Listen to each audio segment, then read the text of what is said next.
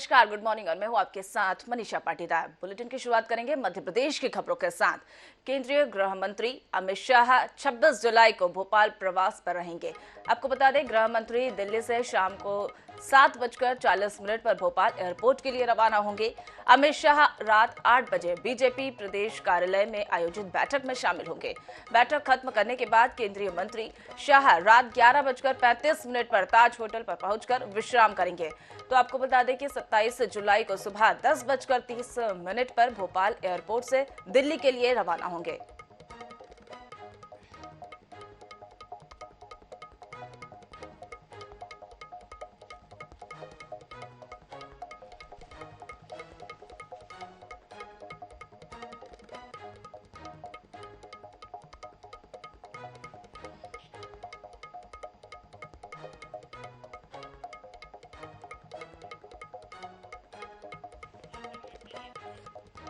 तो अमित शाह भोपाल दौरे पर आ रहे हैं और विधानसभा चुनाव की कमान संभालने के लिए अब केंद्रीय नेतृत्व मध्य प्रदेश और छत्तीसगढ़ पर नजर बनाए हुए। तो इसी बीच मध्य प्रदेश के भोपाल दौरे पर अमित शाह आ रहे हैं। 26 जुलाई को भोपाल आएंगे अमित शाह और चुनाव की कमान जो है अमित शाह संभालेंगे।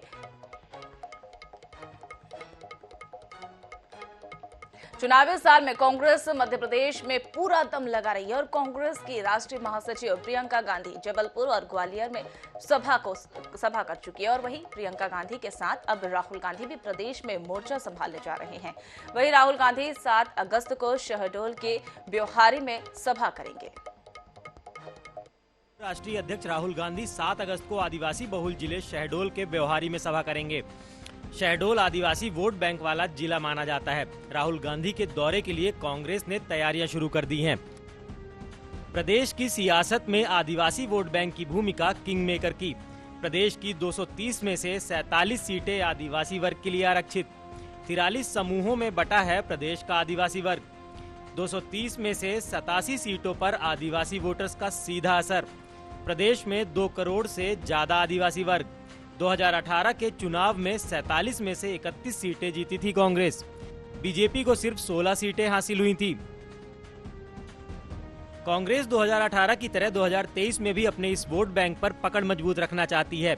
इसी कड़ी में प्रधानमंत्री मोदी के शहडोल दौरे के बाद राहुल यहां पहुंच रहे हैं। राहुल के शहडोल दौरे को लेकर सियासत भी शुरू हो चुकी है।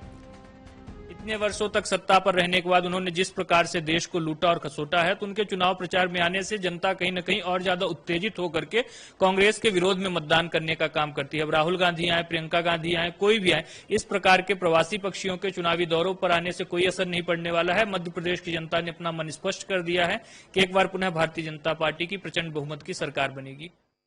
प्रियंका गांधी जी अपने 2 दौरे मध्य प्रदेश में पूर्ण कर चुकी हैं। माननीय राहुल गांधी जी शहडोल जिले में आ रहे हैं। आदरणीय खड़गे साहब आ रहे हैं। कांग्रेस के सारे सीनियर लीडर मध्य प्रदेश में भारतीय जनता पार्टी का पर्दाफाश करेंगे और जो जन समुदाय कांग्रेस के लीडरों की सभा में उमड़ रहा है, वो आंगनवाड़ी का कार्यकर्ता नहीं है, ऊषा कार्यकर्ता नहीं है, कलेक्टर द्वारा आरटीओ से भेजी गई बसों का कार्यकर्ता नहीं है। 2023 के चुनावी महासंग्राम में कांग्रेस कोई कोर कसर बाकी नहीं छोड़ रही। खास रणनीति के तहत जहां प्रियंका गांधी शहरी क्षेत्रों पर फोकस कर रही हैं, वहीं राहुल गांधी ग्रामीण क्षेत्रों को टारगेट कर रहे हैं। इतना ही नहीं, पार्टी के राष्ट्रीय अध्यक्ष मल्लिकार्जुन खड़गे सामाजिक समीकरणों के आधार पर अपना अभियान शुरू करेंगे। एक खास रणनीति के तहत इस बार कांग्रेस पीएम मोदी के दौरे को भी टारगेट करने की प्लानिंग कर रही है। पीएम मोदी ने शहडोल में सभा की थी, अब राहुल गांधी शहडोल आएंगे। इसी तरह 12 अगस्त को पीएम मोदी सागर आएंगे, जिसके अगले ही दिन 13 अगस्त को खड़गे सागर जिले में सभा करेंगे। मतलब साफ है कि कांग्रेस ने बीजेपी के साथ तू डाल डाल मैं पात पात वाला फॉर्मूला अपनाने का फैसला किया है। भोपाल से मनीष त्रिपाठी की रिपोर्ट। आज खजुराहो में 5वीं हेलीकॉप्टर एंड स्मार्ट एयरक्राफ्ट शामिल करने के लिए समिट होने जा रहा है। उसमें समिट में देश में और विदेश के लोग जो है इस समिट में शामिल होंगे और इसी के अलावा ट्रेनी पायलट जो है स्कूल का औपचारिक उद्घाटन करेंगे। चुनावी साल में इस तरह के आयोजन से बुंदेलखंड साधने में बीजेपी की कोई बड़ी मदद मिल सकती है। चुनावी साल में मध्य प्रदेश का बुंदेलखंड इंटरनेशनल लेवल पर अपनी अलग पहचान स्थापित करने जा रहा है। दरअसल 25 जुलाई को विश्व पर्यटन नगरी खजुराहो में 5वीं helicopter and small aircraft summit होने जा रही है, जिसमें देश विदेश के लोग शामिल होंगे। इसके अलावा इसी दिन ट्रेनी पायलट स्कूल का औपचारिक उद्घाटन भी होगा, जिसकी शुरुआत सीएम शिवराज सिंह चौहान, केंद्रीय नागरिक उड्डयन मंत्री ज्योतिरादित्य सिंधिया और बीजेपी के प्रदेश अध्यक्ष वीडी शर्मा करेंगे। खजुराहो में 5वीं helicopter and small aircraft summit में नागरिक उड्डयन सेवाओं से जुड़े कई विषयों पर होगा मंथन। टूरिस्ट स्थानों को सिविल एविएशन से जोड़ने पर भी होगी चर्चा। इंडस्ट्री के स्टेक होल्डर और पॉलिसी मेकर्स को एक साथ लाने पर भी चर्चा। देश के पहाड़ी और दूर दराज के इलाकों को उड़ान से जोड़ने पर मंथन। शहरों और टूरिस्ट स्पॉट की कनेक्टिविटी को बढ़ाने पर होगा विचार। भारत के नजरिए से बेहद खास है यह समिट। चुनावी साल में बुंदेलखंड के खजुराहो में होने जा रहे इस आयोजन में दिग्गजों का जमावड़ा लगेगा, जिसको लेकर सियासी हलचल भी तेज है। आने वाले दिनों में आप देखेंगे केंद्र के मंत्री आदरणीय ज्योतिरादित्य सिंधिया जी, मध्य प्रदेश के यशस्वी मुख्यमंत्री शिवराज सिंह चौहान जी, हमारे शुभंकर प्रदेश अध्यक्ष विष्णुदत्त शर्मा जी कल बड़ी संख्या में खजुराहो में उपस्थित कार्यकर्ताओं के बीच उस अंचल को एक बड़ी सौगात देने जा रहे हैं, जिसके माध्यम से टूरिज्म के क्षेत्र में खजुराहो को विकास की दृष्टि से बेहद बड़ी एक तीव्र गति प्राप्त होगी और जिसके माध्यम से प्रदेश के विकास और बुंदेलखंड के विशेष तौर पर विकास की जो गति है वो अपने आप में तीव्र हो जाएगी। खजुराहो भाजपा के नेताओं के लिए ताजमहल है, वहां जाएंगे, जाएं, हमें कोई आपत्ति नहीं है, मगर वहां भारतीय जनता पार्टी को उन बातों का भी जवाब देना होगा जो माननीय दिग्विजय सिंह जी ने लोकायुक्त में जो शिकायत की है। खजुराहो के सांसद कौन है? दिग्विजय सिंह जी ने लोकायुक्त में उनके खिलाफ क्या शिकायत की है, उस पर जवाब दें। जब भाजपा का मुखिया ही दिग्विजय सिंह जी की बातों का जवाब नहीं दे पा रहा है, यानी यह स्पष्ट है कि उन पर लगाए गए आरोप जमीनों के कब्जे के, खनन के, वो सही हैं। हम तो चाहते हैं भाजपा ऐसी जगह जाए जहां हम उनसे प्रश्न पूछें। स्थानीय सांसद और बीजेपी प्रदेश अध्यक्ष वीडी शर्मा ने 5वीं helicopter and small aircraft summit के लिए खजुराहो के चयन करने पर प्रधानमंत्री नरेंद्र मोदी और केंद्रीय उड्डयन मंत्री ज्योतिरादित्य सिंधिया को धन्यवाद दिया है। चुनावी साल में हो रहे इस बड़े आयोजन को राजनीतिक नजर से भी देखा जा रहा है, लेकिन इतना तो तय है कि इस तरह के कार्यक्रम में बुंदेलखंड की इंटरनेशनल फलक पर अलग पहचान बनेगी। भोपाल से मनीष त्रिपाठी की रिपोर्ट।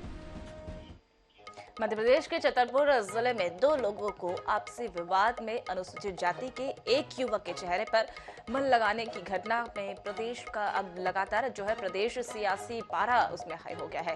कांग्रेस के राष्ट्रीय अध्यक्ष मल्लिकार्जुन खड़गे ने मामले में ट्वीट कर शिवराज सरकार पर निशाना साधा तो बीजेपी ने पलटवार किया।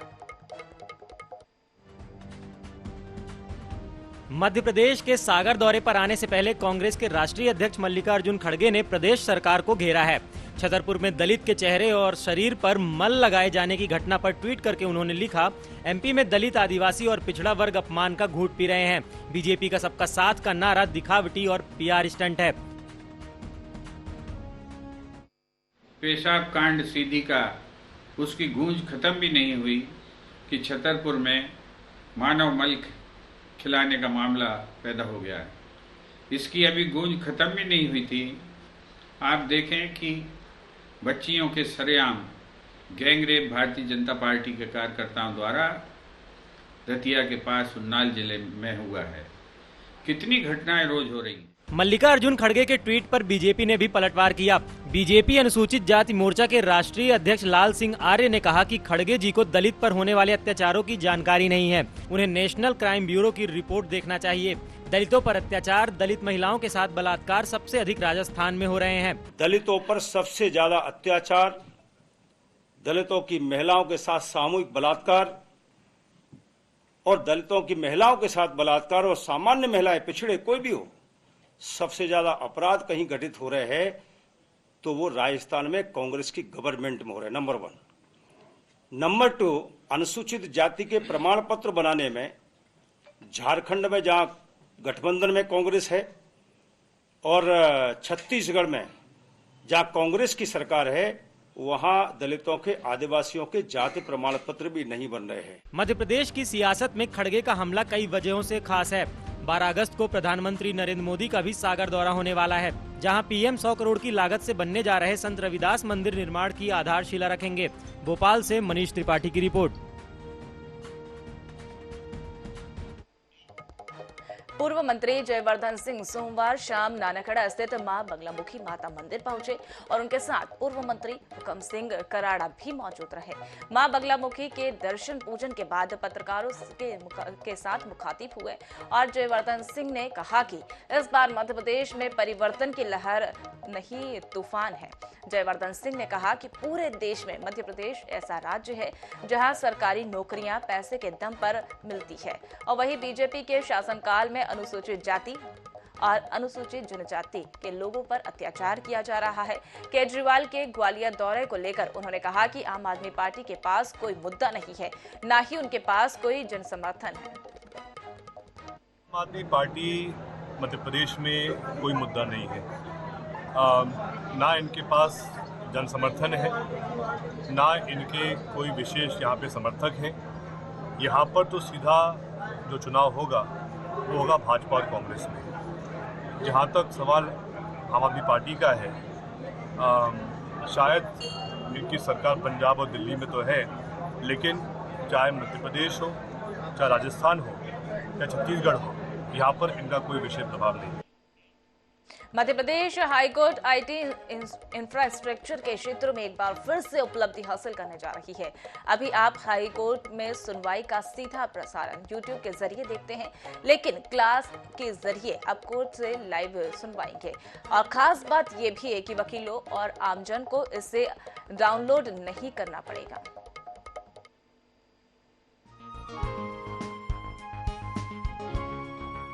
मध्य Pradesh high court live streaming rules for court proceeding 2021 में बदलाव करने जा रहा है। क्लास हाईकोर्ट का ओटीटी प्लेटफॉर्म है। इसका पूरा नाम court room live audio video streaming system यानी क्लास है। नियमों में संशोधन से इलेक्ट्रॉनिक उपकरणों को विस्तार से परिभाषित किया जाएगा। हाईकोर्ट की वेबसाइट पर बताए निर्देशों का पालन करते हुए कोई भी इसके जरिए सुनवाई देख पाएगा।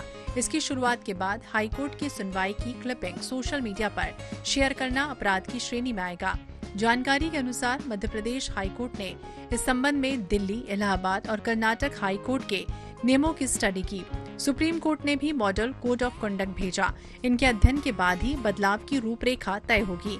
उदाहरण के लिए वर्तमान में लाइव स्ट्रीमिंग में जो वीडियो का प्रसारण होता है वो 10 मिनट पीछे चलता है। भविष्य में इसे रियल टाइम करने की प्लानिंग है।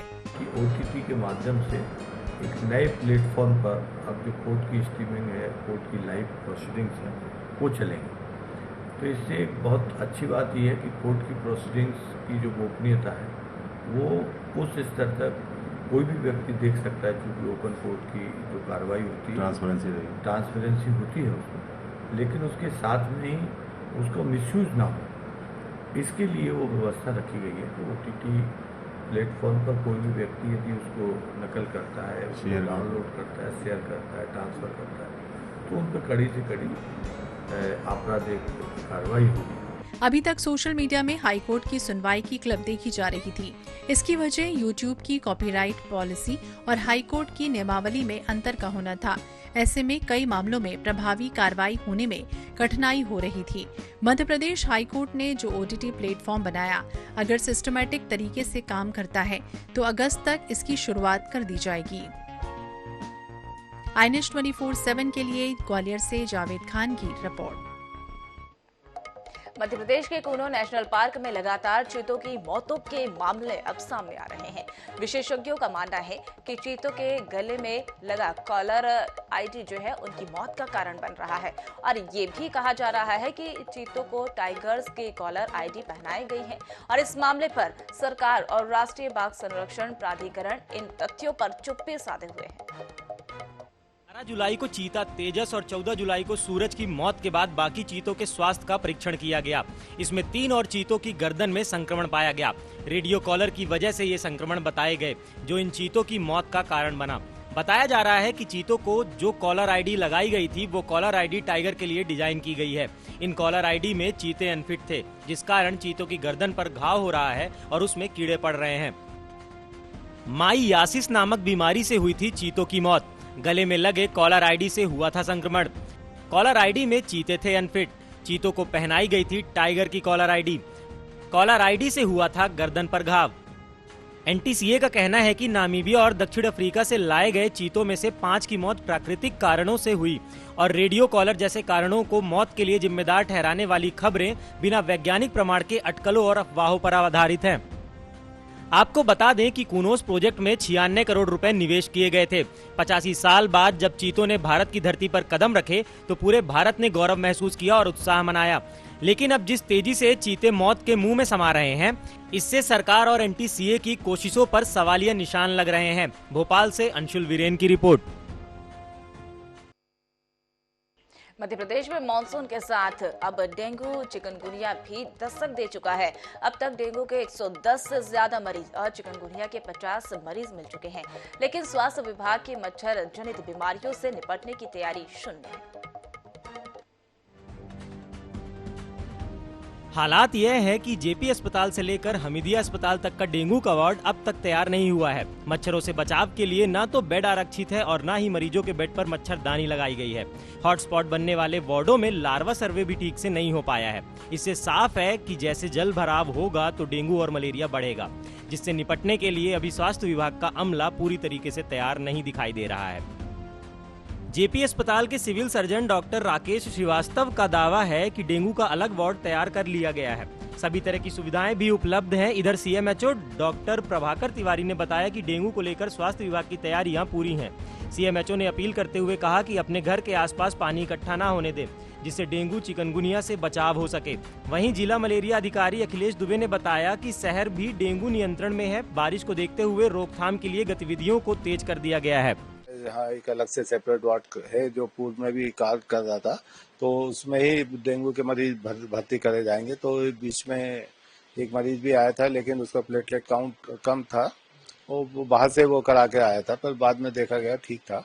और हमारे यहाँ दवाइयाँ भी उपलब्ध हैं, सब तरह के टेस्ट भी होते हैं जो इम्पोर्टेंट एलाइजा से टेस्ट होता है। तो डेंगू के मरीज है जो जिनमें फीवर के मरीज हैं उनको हिदायत दी जाती है कि जहाँ भी अगर जरूरत हो तो हमारे यहाँ आके इलाज कराएं। हमारा न सिर्फ हेल्थ डिपार्टमेंट बल्कि हेल्थ के साथ लोकल जो बॉडीज हैं, चाहे वो नगर पालिका हो, चाहे वो नगर निगम भोपाल हो, चाहे ग्रामीण क्षेत्रों में ग्राम पंचायत हो, उनके साथ एक सम्मिलित प्रयास हमेशा से किया जाता रहा है। अभी बीच में लगभग हर माह कलेक्टर महोदय की अध्यक्षता में इंटर डिपार्टमेंटल मीटिंग्स भी हो रही है, जिसमें हेल्थ, महिला बाल विकास, नगर निगम, जिला पंचायत, शिक्षा विभाग, ये सभी विभागों के लोग शामिल हो रहे हैं। वर्तमान में स्थिति पूर्ण नियंत्रण में है और विभाग द्वारा सजगता से बात की जा रही है। जो गाड़ियों की आपने बात की है, 15 साल से ऊपर की गाड़ी बंद होने के कारण गाड़ी बंद कर दी गई है, लेकिन इसके लिए व्यवस्था करने का प्रयास किया जा रहा है और वरिष्ठ कार्यालय से अनुमति मांगी गई है। तो गाड़ी हायर करने का प्रस्ताव यहाँ से भेजा गया, अनुमोदन मिलते ही गाड़ी कर ली जाएगी। वर्तमान में हम कि अपना कार्य प्रभावित ना हो इस दिशा में पूरा कार्य करते हुए कार्य कर रहे हैं। मच्छर जनित बीमारी से ग्रस्त मरीजों को सामान्य बीमारी से अलग रखा जाता है, क्योंकि चिकनगुनिया, मलेरिया, डेंगू से पीड़ित मरीज को कोई मच्छर काटता है और वही मच्छर दूसरे मरीज को काटता है तो उसे डेंगू और मलेरिया का प्रसार हो जाता है। इस चैन को तोड़ने के लिए अस्पतालों में वार्ड तैयार नहीं है। INS 24/7 के लिए भोपाल से सनी मालवीय की रिपोर्ट। ग्वालियर में स्मार्ट सिटी डेवलपमेंट कॉरपोरेशन महाराज बाड़े के विकास और सौंदर्यीकरण को लेकर हर रोज नए प्रयोग किए जाते हैं और वही आपको बता दें, इसी के तहत हाल ही में महाराज बाड़ा टाउन हॉल के सामने एक प्रेसिडेंसी जोन का निर्माण किया गया और वहां पर आवाजाही पूरी तरीके से बंद कर दी गई और इससे महाराजगंज बाड़े का टाउन हॉल और उसके सामने पोस्ट ऑफिस वाले हिस्से के साथ साथ सुभाष मार्केट के आसपास लोगों का निकलना मुश्किल हो गया। अब वहां पर 7.5 मीटर चौड़ा रास्ता और वाहनों के लिए खोल दी गई योजना बनाई गई है और इसके लिए पेडेस्ट्रियन जोन को लेकर पत्थरों के साइड को 6 बाई 6 इंच छोटा करने की कवायद होगी।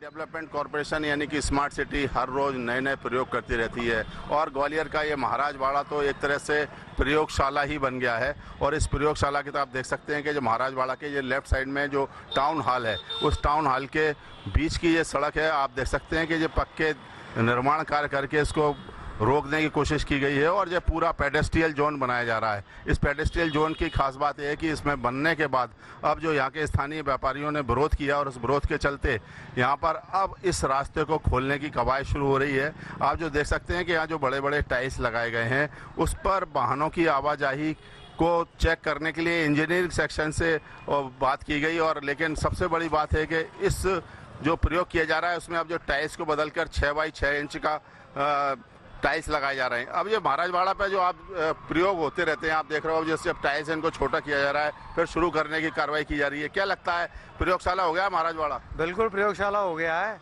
कुछ समझ में ही नहीं आ रहा है, इनकी कोई प्लानिंग नहीं नज़र आ रही है स्मार्ट सिटी वालों की या नगर निगम की कि इसमें क्या होना चाहिए। कभी तोड़ते हैं, कभी सजाते हैं, कभी तोड़ते हैं, कभी सजाते हैं, कोई व्यवस्था नहीं है। तो ये ट्रैफिक का मैनेजमेंट है, आप देख सकते हैं ये वाहनों की अभी आवाजाही जो प्लानिंग स्मार्ट सिटी कर रही है, लेकिन उससे पहले ही वाहन यहाँ से गुजरना शुरू हो गए हैं। लेकिन खास बात है कि यहाँ के व्यापारियों ने विरोध किया तो कुछ समय के लिए जो रास्ते को अब जो 7.5 फीट तक यहाँ पर चालू करने की बात की जा रही है, लेकिन अब जिन टाइल्स का परिवर्तन किया जाएगा, इसमें एक लिक्विड बीच में भरा जाएगा ताकि इन टाइल्स की मजबूती बनी रह सके। लेकिन ये पेडेस्ट्रियल जोन जो महाराजवाड़े के व्यापारियों के साथ साथ आम नागरिकों के लिए भी एक जी का जंजाल बन गए हैं और लोगों को यहाँ से गुजरने में इतनी समस्या होती है और रात में शाम को तो इतना ट्रैफिक जाम हो जाता है कि कुछ कहा नहीं जा सकता और सब बेलगाम व्यवस्थाएं चल रही हैं। इसमें ना राजनेता ना प्रशासनिक अधिकारी कोई भी कुछ करने को तैयार नहीं है। कैमरामैन नजर उपाध्याय के साथ जावेद खान, INS न्यूज़ ग्वालियर। तो खबरों का सिलसिला यूं ही जारी रहेगा, लेकिन एक रुक रहे छोटे से ब्रेक के लिए। ब्रेक के बाद फौरन हाजिर होते हैं।